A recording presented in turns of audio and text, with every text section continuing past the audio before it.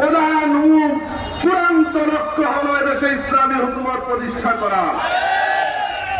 সম্মানিত উপস্থিতি, দ্বিতীয় কথা বলবো, জুলাই সনদ নিয়ে বর্তমান সরকারকে বলবো আপনারা কেউ টালবাহানা করবেন না। আমি বলতে চাই, বিগত সরকার 17 বছর মেহনত করে জুলুম অত্যাচার করে ফ্যাসিবাদের রূপ লালন করেছে। 17 বছর ক্ষমতায় থাকার পর হাসিনা সরকার ফ্যাসিবাদের গোড়াপত্তন করে এদেশে থাকতে পারে নাই, শেষ পর্যন্ত লেজ গুটিয়ে পালাতে বাধ্য হয়েছিল।